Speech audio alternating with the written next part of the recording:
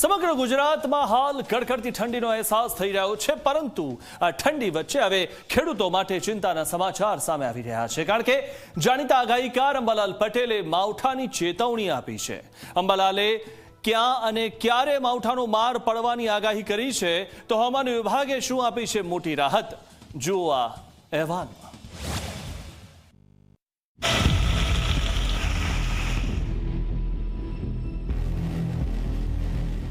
રાજ્યભરમાં હાલ શિયાળાની તીવ્ર ઠંડી અનુભવાઈ રહી છે।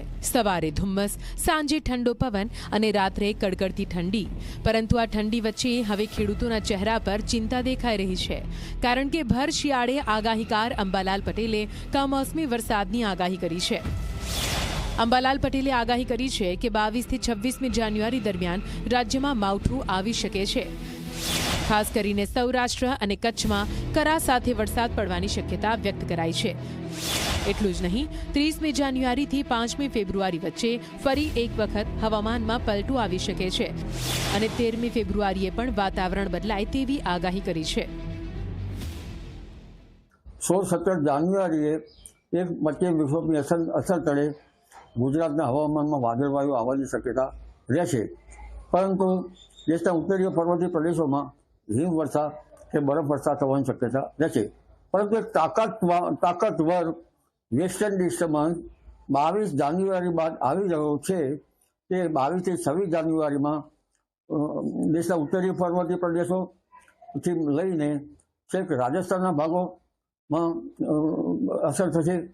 તીવ્ર મેઘગર્જના, કરા પડવા, પવનના તોફાનો થવાની શક્યતા રહેશે અને લગભગ ઉત્તર ભારતના ભાગોમાં 50 થી 100 મિલીમીટર જેટલો વરસાદ કોઈ ભાગમાં થવાની શક્યતા રહે।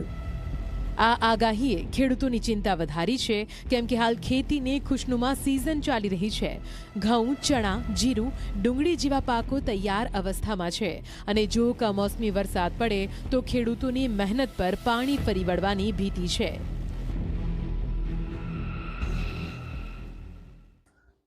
ઉત્તર ગુજરાત ઉપરાંત ઉત્તર સૌરાષ્ટ્રના ભાગોમાં પણ હવામાનમાં પલટો આવી શકે અને કચ્છના ભાગોમાં પણ હવામાનમાં પલટો આવી શકે।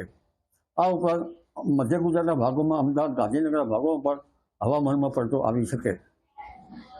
જો વેસ્ટર્ન ડિસ્ટર્બન્સની અસર જે સાયક્લોનિક સર્ક્યુલેશન ઉત્તર પશ્ચિમ ભાગમાં બનતું હોય છે, તેના કારણે અરબ સાગરનો ભેજ પશ્ચિમી વિક્ષોભમાં મર્જ થતો હોય છે, જેના કારણે આ જે કમોસમી વરસાદની શક્યતા છેક મજબૂત ન હોવાને કારણે ગુજરાત સુધી થવાની શક્યતા રહેતી હોય છે।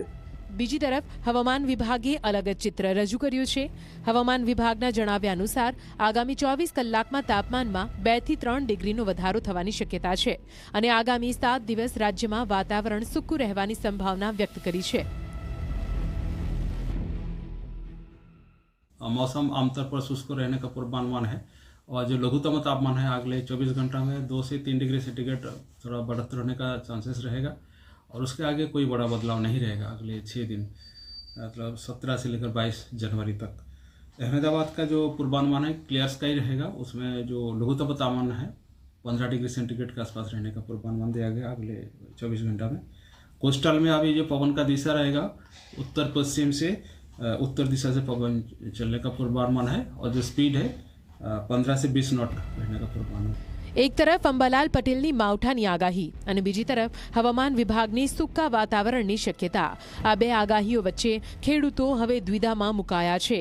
ખેડૂતોની એક જ માંગ છે કે હવામાન સાથ આપે અને પાક સુરક્ષિત રહે।